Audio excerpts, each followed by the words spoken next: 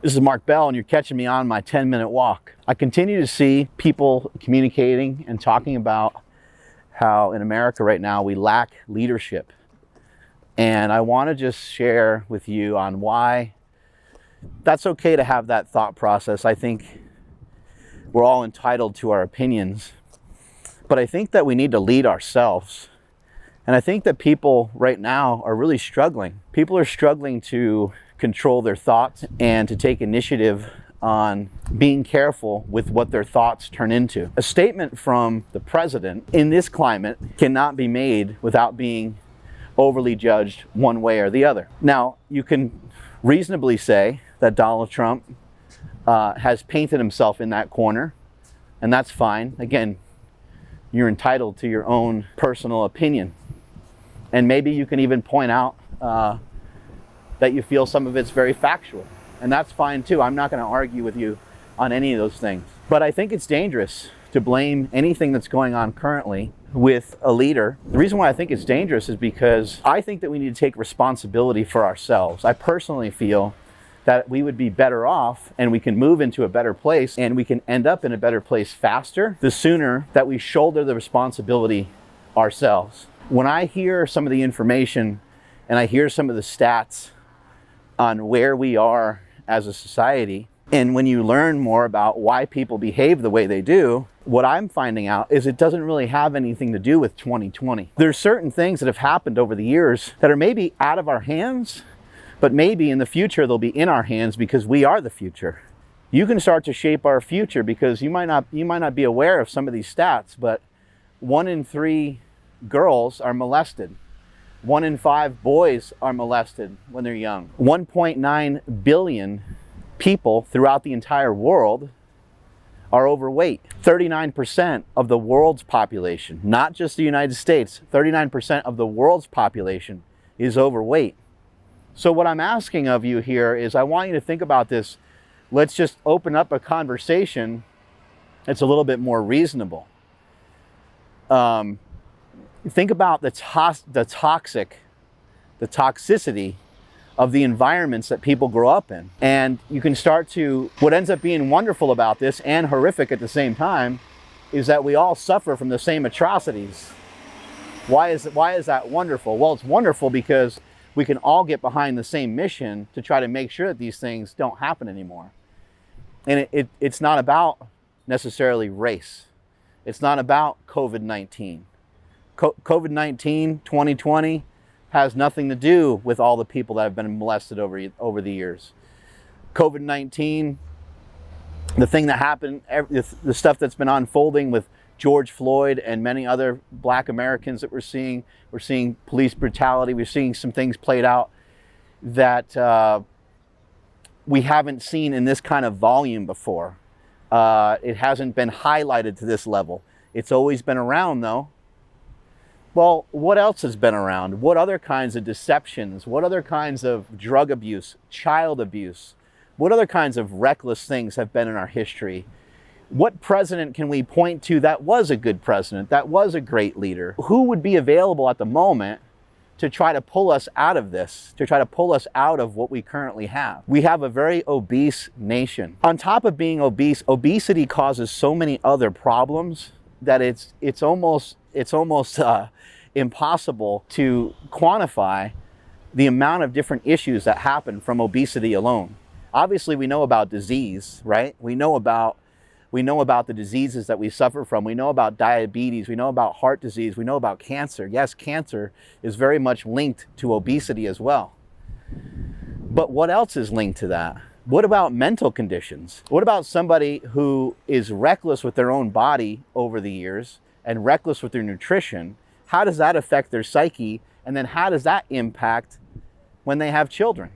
Is that person fit? Is that person mentally fit? Do they have the mental capacity to even have a child in the first place? And this is why I think I cannot worry about what you do. I can only worry about what I do. And I'm going to shoulder the blame, and I'm going to try to be a better person each and every day the best I can. I'm going to try to make sure that I feel good enough about myself that I don't lash out at my children. I have no desire to abuse my children. I have no desire to do any of the things I've mentioned, I don't operate that way. But some people get caught up in the moment, they get caught up in the experience of life, and they get extremely frustrated and they lash out at other people. I think people that have abused their children and people that have neglected their children, I don't think they ever sought out to do that. I think for some people that's the only form of communication that they maybe knew, but that was probably passed on to them. At the moment, we have these anti-rational memes being passed down from generation to generation. Not only is there just irrational thoughts being passed on from one generation to another, there's irrational practices being passed down from one generation to another. All the way from everything you eat, all the way to some other just beliefs that you might have that are now showing up in today's world as being racist. So when I keep hearing about, hey, there's a lack of leadership, I think that people are waiting for like a phoenix to arise from the ashes or something. I think that people are waiting for somebody to come along and say, hey, hold on a second, everybody just relax, I got this. But as you can see, with everything from mental illness being skyrocketed worldwide, not just in the United States, to so many things going on with obesity, to irrational thought processes such as being racist, all these things are heightened and amplified at an all-time high. What could one person or one leader do about it? Maybe they could do some stuff about it. Maybe there could be laws or rules they can implement, but what do we know about that? What do we know about, having coercive procedures to try to stop or try to hammer things down? They don't always work great. You would love for people just to feel good about themselves to where they don't want to hurt other people. When I think about what happened with Derek Chauvin and George Floyd, there is not a scenario that you could lay out for me that makes any sense to be able to prevent that from happening again. And when I say that, you may be shocked to hear me say something like that. Things like that are always going to happen because that was not a procedural thing. No one's in favor of that, just like no one's in favor of child abuse. Even a child abuser is not a fan of child abuse, most likely. They just have fallen into a trap. They've fallen into a pit. Even somebody who potentially has some racism in their blood, maybe some racism in their history, or maybe even not even so much that they're outwardly racist, maybe they are more pro whatever nationality they are still disgusted by what happened to George Floyd. Most people are in total agreement, but what do you do about a situation like that? Now, I'm not proposing that we put our hands up and say, I don't know what to do about it. I don't know what to do about it. I think the auditing of the police department and all the procedures and how we arrest people and how we treat people, I think it's great that we're investigating all these things. I actually think that we're going to look back at 2020 and we're going to say 2020 was a pivotal year. When I think about my own life and I think about the different things I pivoted off of, I mainly have things that at the time, I viewed as very negative. Those things were things I pivoted off of and kicked ass off of, tearing a pec and making the slingshot. And there's situation after situation that's like that. Before my brother died from drug abuse, I didn't put up a lot of points on the scoreboard. I was strong, I was doing good in powerlifting, I was doing good with some different things, but I wasn't making money, I wasn't contributing, I wasn't doing any of the things that I'm doing currently. All that stuff came after that because that was something I pivoted off of. I think that rather than waiting for a leader to arise from the ashes and have somebody say, hey man, I got y'all, you ain't got to worry about it, you can keep being lazy and keep being the same way you were yesterday, because I think that's what people want.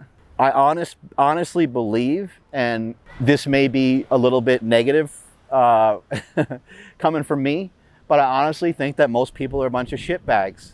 And the reason why I think a lot of people are pieces of shit is because they haven't learned to control their own mind and they haven't learned to take responsibility. I think all of what is happening and all of what is going on should be shouldered by all of us. It'll be a lot easier weight to lift if we contribute and if we get together and we all try to lift it ourselves. I know that there's things that I can do better every single day. I can't place that same judgment on you, but I would just imagine that that's probably true if you were to think about it. Could you be kinder to people? Could you take an extra second or extra minute to say hello to your neighbor? Could you take an extra second to hold the door open for somebody? Could you be a little bit more courteous? Could you be a little bit more friendlier? Could you smile a little bit more? Do these things cost you anything? Are these things hard to do? Can you actually try to think about what your thoughts are about certain policies, certain politics. Some people are like, I'm not political. Why aren't you political? Especially if you have a problem or have an issue with some of the things that are going on. I would highly recommend that you figure out a way to become political. So that way you can be part of the conversation. We all have a say. We all can make a difference is my main point here. And I think that a lot of people feel that they can't. But I would strongly disagree with that and say that you can. It's not an easy thing to figure out, but I do not think it's helpful to call out politicians. I don't think it's helpful to call out police officers. I think what is helpful is to question some of the procedures that we have and to ask questions of how can we make some of these things better?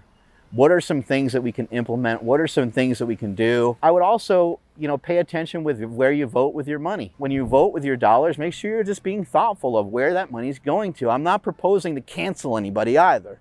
I'm not a fan of that necessarily either, but I do think it's important that we think about where we put our dollars and where we're voting. And if you're of age to be able to vote, I would really hate to hear you say, hey man, I never got around to it.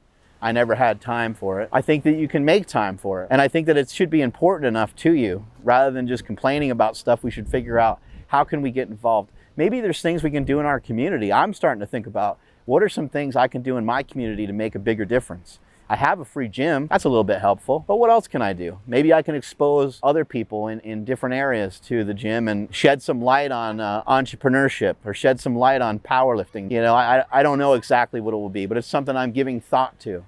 I would love for you to be thoughtful of it as well and stop waiting around for a leader. And when we think about who has potential to be president at the moment, I think half the country hates Donald Trump. Maybe half the country likes Donald Trump. He somehow got into office. I don't know. Maybe the Russians were part of it. I'm not sure. Whatever the issue was with him becoming president in the first place, that never got fixed because people obviously didn't care enough. So being president of the United States is still a popularity contest. Thank you very much.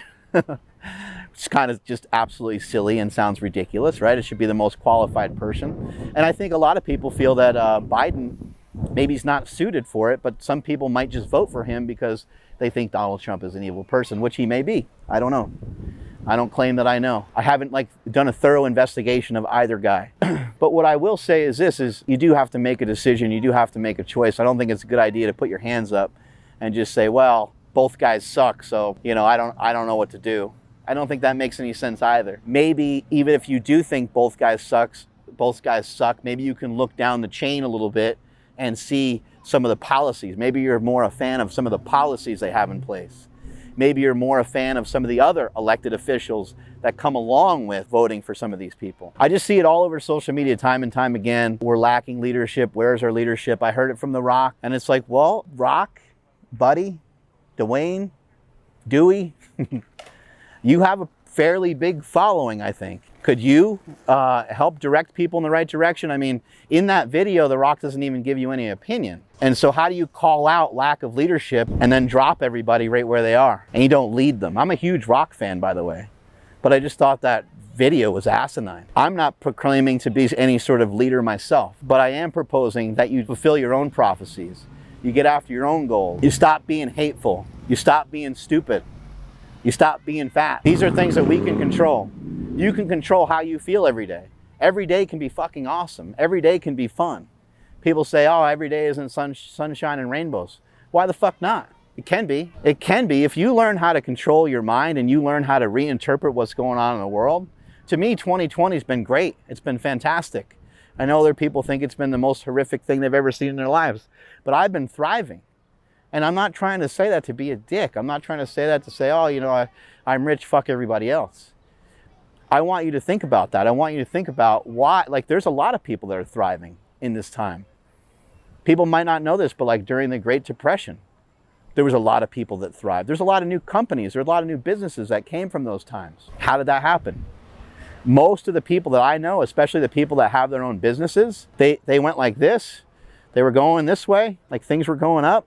They hit a dip in the road, and that dip in the road, just like if you hit a pothole in the road, it ended up being like a jump. It ended up being like a jump, remember when you're a little kid and you look for those potholes on your bike so you can kind of pop a wheelie off of them. That's kind of what it was like. It's like, man, they hit a little bit of a dip, and then they were like, ooh, I could go this way with my business. Oh my God, I can go that way with my business. And they started to swim with the current.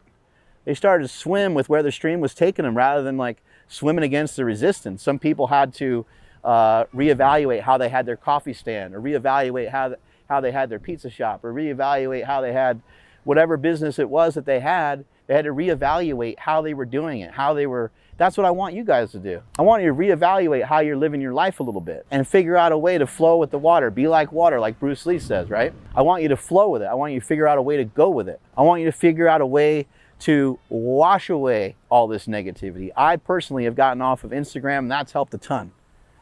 I'm only on Twitter, which there's still plenty of negativity on there. I probably shouldn't even be on there. But I love making these YouTube videos because these are different, because I can sit here and have a long conversation with you guys, and I can sit here and give you my thoughts and give you some well-rounded stuff that's developed behind it and around it. And I can call out The Rock without really, I'm not calling him out. I'm merely pointing out that this is cliche to say that there's no leaders, and I think it's a mistake. I've seen it from a lot of other influencers, a lot of other high-level people. I do realize the politicians need to toughen up, and I do agree that they need to make some stronger decisions. And I feel like a lot of times they're not even really voicing their true opinion. Let's face it, every time they try to voice their true opinion, they get absolutely crushed. Wear a mask, don't wear a mask. Governor Newsom out here in California, you know, he has this dialogue. He talks all the time about wearing a mask. Some people think it's ridiculous. Some people think it's great. I don't know, when I start to think about those things, what do I think about? I backtrack a bunch. And I say, hold on a second. There's a virus that's out there. The virus that's out there, most of the people that it's killing, the age of most of the people that it's killing, still, I'm not sure if this is 100% true, but last time I checked, the age demographic that it was killing, not that it's good that it kills any sort of age demographic, but it was in line with life expectancy. Let's say it's 80 years old. That's around the age a lot of the people were dying from the coronavirus. That's not to say like, hey, fuck it, we're all gonna die from something, but it is attacking people that have already lived a full life, is attacking people with a little bit weaker immune system. I also recognize, I understand it is a threat and it can harm other people, because some people that are fairly healthy have gotten it too, and they've gotten sidelined pretty bad from it. Some people have even died from it. But if we break this thing down into the percentages, look at how many people have been tested for it. Look at how many people actually have had it according to the tests. Now, how many extra people have had it that haven't even been tested? It's in the millions. So the percentage of the people that it kills is low. That is a fact. Now you might say, oh man, it sounds way too high. If it sounds way too high, that's fine. You can stay home, you can wear a mask, you can take whatever precautions you feel is necessary, and I'm not gonna be mad at you. I think it's totally fine. I just don't want you to be mad at me because I wanna go to the gym. Anyway, it gets to be very confusing, as you can see. You probably already have different thoughts about me just because I voiced my opinion about something. But I like to try to replace my feelings with facts. And if you are to look into the facts of the coronavirus, it might help you to get a better hold of your feelings. I found the same thing is true with nutrition. The same thing is true with training. The same thing is true with religion. The same thing is true across the board. When we start to learn more and we start to have more knowledge, that knowledge allows us to actually think a lot better about a particular situation. All evil comes from lack of knowledge. It comes from a place of ignorance. What is racism? Racism is a lack of knowledge. It's a complete misunderstanding. Why would you hate somebody? I mean, it sounds so dumb to say out loud. I hate somebody because of their skin color. It is 100% completely irrational. But also, I think it's irrational, the responses that we're having to nearly every single situation that's going on. We're seeing what's going on Fox, we're seeing what's going on CNN, and we're getting inflamed from watching both news sources. Why get inflamed at all? Who cares? Rather than, it's not necessarily who cares, you should care, but what I'm saying is you shouldn't get your panties in a bunch over it. You should think about these things a little bit more and try to get yourself to a point where you can think a little bit more logically, think a little bit more rationally. I'm gonna go train, I'm gonna go hit some chest, I'm gonna go hit some pecs. I would love for us to pause and to stop blaming what we have going on leaders, and stop blaming, just shoulder the blame yourself. Just say, I'm gonna be a better leader. Be a leader of your own mind, be a leader of your own body. Strength is never a weakness, weakness is never a strength. Catch you all later.